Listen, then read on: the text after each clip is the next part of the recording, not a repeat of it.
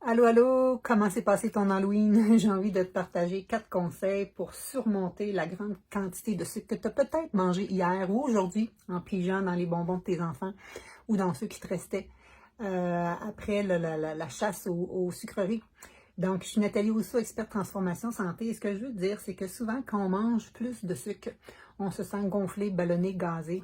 On se sent aussi apathique, un peu moins d'énergie et des fois, nos selles sont molles. Donc, voici mes 4 conseils. Le premier, ça serait de bouger, bouger. Oui, tu sais pourquoi? Et en fait, ce truc-là, il est bon pour à chaque fois que tu vas manger du sucre. C'est même paru dans une étude il y a 2 ans dans Sports Medicine que le fait de bouger 5 minutes après avoir mangé un aliment sucré ou un repas qui est riche en sucre, ça aide à faire justement descendre ta glycémie. Pourquoi? Parce que le sucre que tu viens de manger est encore en circulation dans ton sang et donc tes muscles vont l'utiliser immédiatement. Donc, voici un truc, bouge, bouge, bouge, je vais prendre une marche.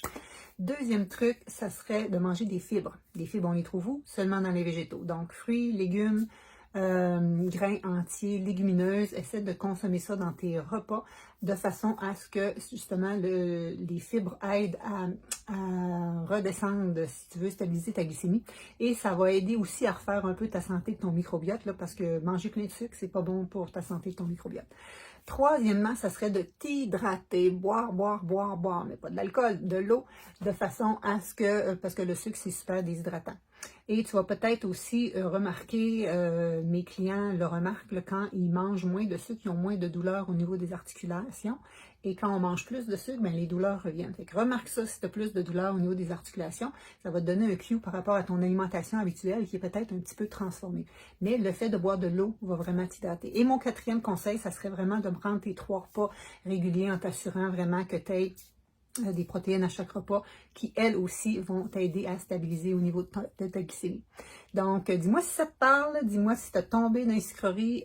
Moi, je m'en suis gardée de côté. J'ai gardé une petite Snickers puis un petit truc de chip Pringle, que c'est ce qu'on donnait, nous, à l'Halloween, mais j'ai pas encore pigé dedans, j'ai pas encore pigé dans ce de ma fille. On va voir. Je les garde en réserve, mais moi, j'aime dire que j'en mange rien que les sortes que j'aime et quand ça me dit seulement, pas juste parce que je l'ai en dessous des yeux.